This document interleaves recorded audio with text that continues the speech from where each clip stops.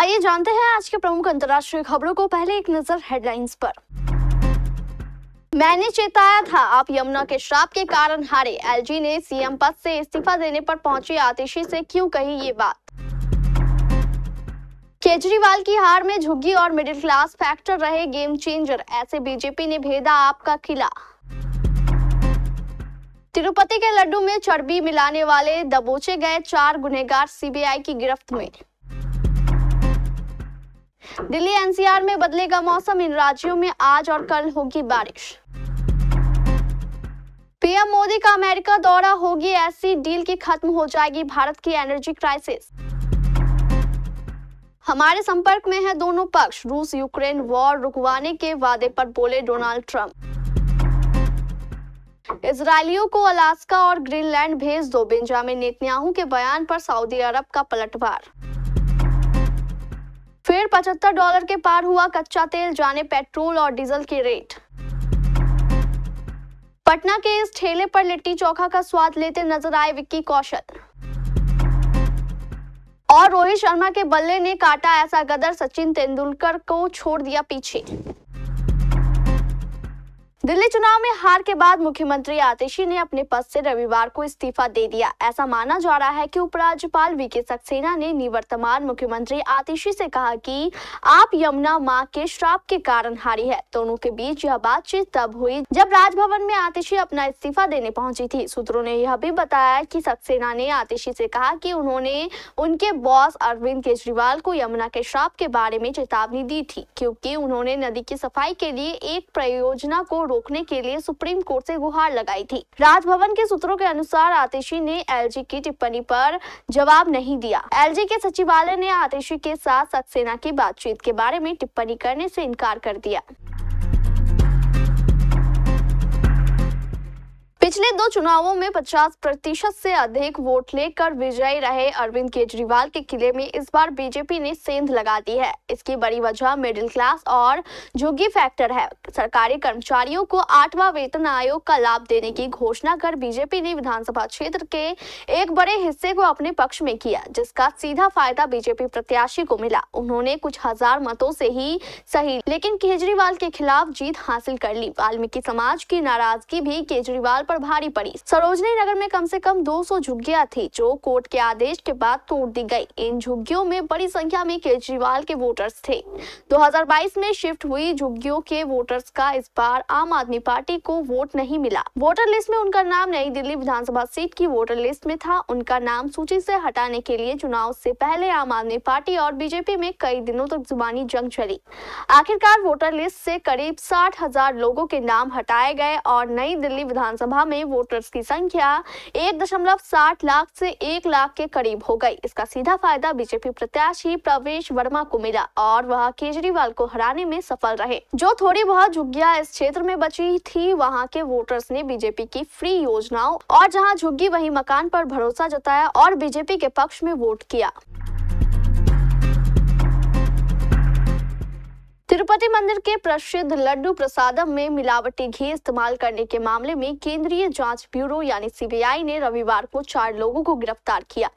ये कार्रवाई supreme court के आदेश के बाद हुई, जिसमें पिछले साल अक्टूबर में विशेष जांच टीम एसआईटी को इस घोटाले की जांच करने के निर्देश दिए गए थे। गिरफ्तार किए गए लोगों की पहचान भोले बाबा डेयरी के पूर्व निदेशक विपिन जैन और पोमिल जैन, वैष्णवी डेयरी के सीईओ अपूर्व विनयकांत चावड़ा और एआर डेयरी के एमडी राजू राजशेखरन के रूप में हुई है। सीबीआई अधिकारियों ने बताया कि इन आरोपियों से 3 दिनों तक तिरुपति में पूछताछ की गई, लेकिन उन्होंने जांच में सहयोग नहीं किया, जबकि उनके खिलाफ पर्याप्त प्राथमिक साक्ष्य मौजूद थे। जांच में घी की आपूर्ति की आड़ में कई उल्लंघनों का पता चला, जिसमें टेंडर जीतने के लिए फर्जी दस्तावेजों और मोहरों का इस्तेमाल करना शामिल है। सीबीआई की जांच में कई चौंकाने वाली बातें भी सामने आई। प्राप्त जानकारी के अनुसार घी सप्लाई का टेंडर हासिल करने के लिए फर्जी दस्तावेज और सील का इस्तेमाल किया गया था।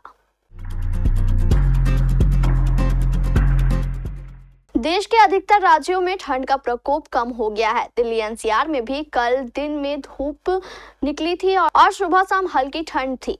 इस तरह यूपी, बिहार, राजस्थान और एमपी में भी तापमान में इजाफा देखने को मिल रहा है। करें अगर उत्तर प्रदेश की, तो यूपी में मौसम की लुकाछिपी जारी है। दिन में तेज हवाएं परेशान कर रही है, जिस कारण मौसम काफी शुष्क बना हुआ है। हालांकि मौसम विभाग ने मौसम में परिवर्तन की बात कही। फिलहाल राज्य के अधिकतर इलाकों में मौसम साफ रहने का अनुमान है। हालांकि कई हिस्सों में तेज हवाओं का असर दिखेगा। यूपी में फिलहाल 5 दिनों तक मौसम को लेकर कोई भी अलर्ट जारी नहीं किया गया है। डोनाल्ड ट्रंप के राष्ट्रपति बनने के बाद भारत के प्रधानमंत्री नरेंद्र मोदी का पहला अमेरिकी दौरा 12 फरवरी से शुरू होने जा रहा है। एक मीडिया रिपोर्ट के मुताबिक इस दौरे में भारत और अमेरिका के बीच बड़ी एनर्जी डील होने की संकेत है। अगर यह डील परवान चढ़ी तो भारत की एनर्जी क्राइसिस के काफी हद तक दूर हो जाने की संभावना है। भारत की ओर से अमेरिका से अधिक एनर्जी इंपोर्ट की तैयारी की जा रही है। भारत के प्रधानमंत्री नरेंद्र मोदी और अमेरिका के राष्ट्रपति डोनाल्ड ट्रंप के बीच बातचीत में इस मुख्य रूप से चर्चा की गई है। रूस से तेल सौदों की कमी को बढ़ावा देने के लिए अमेरिका भारत से ऊर्जा सहयोग के क्षेत्र में और नजदीक आने की दिशा में बात आगे बढ़ा सकता है। प्रधानमंत्री नरेंद्र मोदी के अमेरिका दौरे में भारत अमेरिका से एलएनजी इंपोर्ट बढ़ाने के लिए डील पर बातचीत कर सकता है। हालांकि भारत और अमेरिका के बीच काफी दूरी है। इस कारण इस डील में कॉम्पिटिटिव प्राइसिंग और हायर शिपिंग कॉस्ट को लेकर काफी चुनौती आ सकती है। अमेरिकी राष्ट्रपति डोनाल्ड ट्रंप ने कहा कि रूस और यूक्रेन के बीच चल रहे युद्ध को रोकने के लिए हमने अपनी बातचीत तेज कर दी है। ट्रंप ने दावा किया है कि दोनों पक्ष, रूस, यूक्रेन उनके संपर्क में हैं। हालांकि उन्होंने रूसी राष्ट्रपति व्लादिमीर पुतिन के साथ हुई बातचीत के बारे में जानकारी देने से इनकार किया। एयरफोर्स वन में पत्रकारों से बात करते हुए ट्रंप ने संकेत दिया कि रूस के राष्ट्रपति और यूक्रेन के राष्ट्रपति दोनों व्यक्ति उनके संपर्क में थे। अगर ऐसा होता है तो ये 2022 की शुरुआत के बाद पुतिन और किसी अमेरिकी राष्ट्रपति के बीच पहली आधिकारिक रूप से बातचीत होगी। जब उनसे पूछा गया कि क्या पुतिन के 20 जनवरी को राष्ट्रपति बनने के बाद से या उससे पहले उनकी बातचीत हुई, तो ट्रंप ने कहा, मेरी बातचीत हुई है। मान लीजिए कि मैंने बातचीत की है। मुझे और भी बहुत सी बातचीत होने की उम्मीद है। हमें उस लड़ाई को खत्म करना है।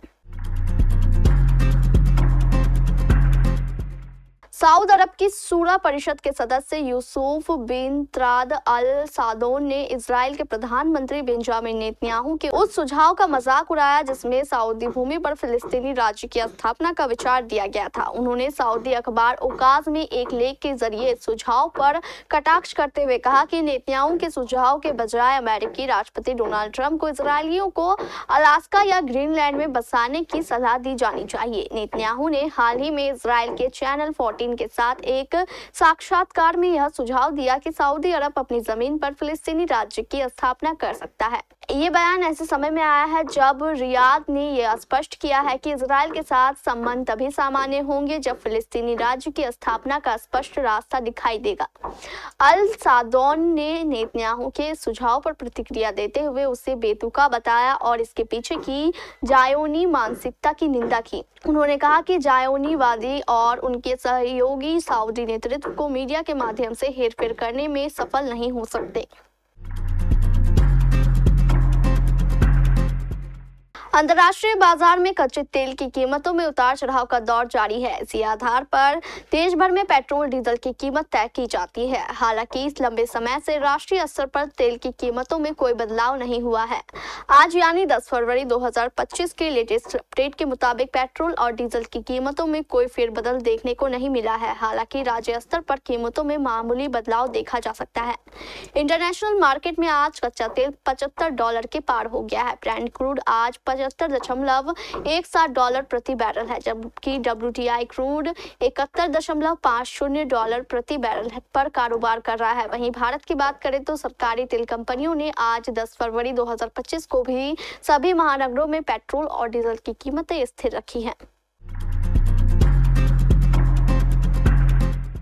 पिछले दिनों बॉलीवुड सुपरस्टार विक्की कौशल अपनी फिल्म छावा के प्रमोशन के लिए पटना पहुंचे। कई कार्यक्रमों में उन्होंने शिरकत की। इस दौरान उन्होंने पटना के मशहूर स्ट्रीट फूड लिट्टी चोखा का स्वाद भी लिया। विक्की कौशल पटना के तारामंडल के पास स्थित फूड कोर्ट में पहुंचे और आरके लिट्टी के ठेले से लिट्टी चोखा ऑर्डर किया।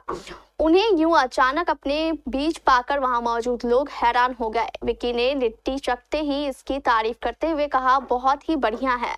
बाद में उन्होंने अपने इंस्टाग्राम अकाउंट पर इसकी तस्वीर भी साझा कर लिखा कि पटना आकर लिट्टी चोखा कैसे मिस कर जाए। जब एक लोकल चैनल ने इस दुकान पर जाकर विक्की कौशल की पसंद के बारे में पूछा तो दुकानदार ने बताया कि उन्होंने 2 पीस लिट्टी खाई और बहुत पसंद की। जाते जाते अपनी पत्नी कैटरीना कैफ और टीम के लिए 40 पीस लिट्टी पैक करवा मुंबई ले गए। भारतीय क्रिकेट टीम ने इंग्लैंड को दूसरे वनडे मुकाबले में 4 विकेट से हराकर 3 मैचों की सीरीज में 2-0 की अजेय बढ़त ले ली है। इसी के साथ टीम इंडिया ने टी20 सीरीज के बाद वनडे सीरीज में भी इंग्लैंड को पटक दिया। दूसरे मैच में भारतीय टीम के जीत के हीरो कप्तान रोहित शर्मा रहे। रोहित ने इस मैच में शानदार शतक बनाया और उसी के दम पर टीम इंडिया इंग्लैंड के 305 रन के टारगेट को चेंज करने में कामयाब रही। रोहित ने अपनी सेंचुरी के दम पर एक रिकॉर्ड के मामले में सचिन तेंदुलकर को भी पीछे छोड़ दिया। रोहित ने इंग्लैंड के खिलाफ दूसरे वनडे में 90 गेंदों पर 119 रन की बेहतरीन पारी खेली। इस पारी में कुल 12 चौके और 7 छक्के शामिल थे। रोहित ने इस पारी के दम पर इतिहास रचते हुए सचिन तेंदुलकर को पीछे छोड़ दिया। रोहित अब बतौर ओपनर भारत के लिए सबसे ज्यादा रन बनाने के मामले में दूसरे नंबर पर पहुंच गए हैं। बतौर ओपनर सचिन तेंदुलकर के 15,335 रन थे। वहीं रोहित उन्हें अब पीछे छोड़ते हुए 15,337 रन बना चुके हैं और वो अभी भी खेल रहे हैं।